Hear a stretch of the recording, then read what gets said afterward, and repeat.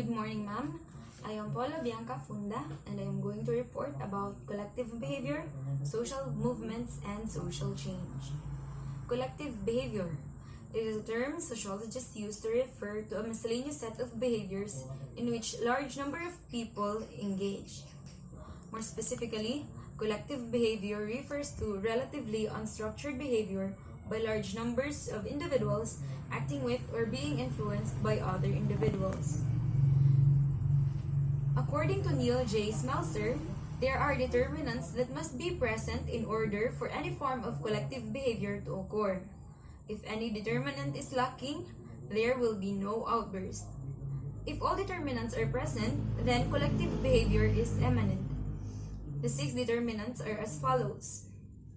First is the structural conduciveness. Structural conduciveness can occur if physical and social conditions allow for development and collective behavior episode. And second is the structural strain. Structural strain can happen if sufficient number of people experience social strain. Next is the generalized belief. Generalized belief can occur if potential participants accept some similar beliefs with which justify or rationalize unusual behavior. Next is the mobilization participants. Mobilization of participants can occur if sufficient number of participants receive the necessary information and have physical access. Next is social control. Social control agents fail or do not attempt to diffuse structural strain, fail to eliminate structural conduciveness, and fail to prevent the episode or choose to accommodate the episode. Then, lastly is a collective behavior. It is a collective episode. A collective episode is inevitable and will occur. Next, we will discuss about the characteristics of collective behavior. The first characteristic of collective behavior is spontaneous and episodic. Spontaneous and episodic means it takes place occasionally rather than regularly and routinely. Next characteristic is unstable. It is short-lived, no stable goals, values, and expectations like institutionalized behavior. Third is unstructured. It has no set of rules and it is loosely structured. Fourth, unpredictable. Such behavior cannot be foretold. Fifth, it is irrational, meaning unreasoning beliefs, hopes, fears, and hatreds. Sixth is emotional. Seventh, it is based on considerable personal interaction. And lastly is the non-traditional, which means that not clearly according to the norms and values. Next, we will discuss about the types of collective behavior. The first type of collective behavior is crowd. A crowd refers to a large number of people who come together in close spatial proximity for common short-term or long-term goals. There are several types of crowds which are as follows. First is the casual crowd. A casual crowd is a collection of people who happen to be in the same place and at the same time. It has no common identity or long-term purpose. Second example of crowd is the conventional crowd.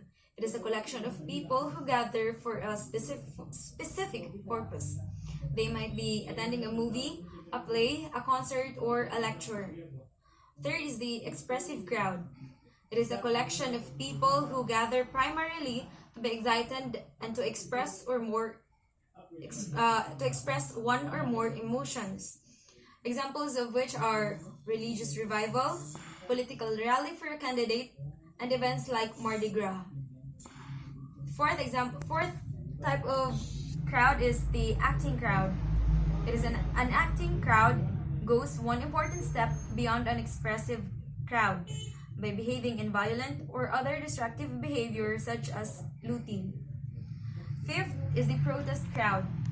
It is a collection of people who gather to protest a political, social, cultural, or economic issue. Examples are people who participate in a sit-in, march, or rally. Second type of collective behavior is riots. Riots are politically, communally or ethnically charged spontaneous outbursts of violence by a large number of people, generally one group against the other. Third is the collective obsessions. Collective obsessions are characterized by a certain ridiculous and irrational rush to engage in a certain kind of behavior, which is incomprehensible by people not caught up in obsession. The behavior is abruptly stopped when the obsession ends, and everyone who continues to engage in it is subject to ridicule. Fourth is mass. A mass is a relatively large number of people with a common interest, even though they may not be nearby. Fifth is the public. Public is the most unorganized and loosely held group of people who share common ideas, as opposed to a mass where people share common interest. For example, the public are environmentalists. And lastly is the social movement. A social movement is an organized and sustained effort to bring social, economic, and political change. Protest crowd might form a part of the social movement, but involves another long-term collective change, such as online petitions, policies, and etc.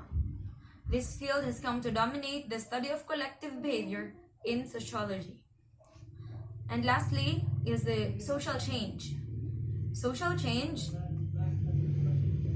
refers to any significant alteration over time in behavior patterns and cultural values and norms.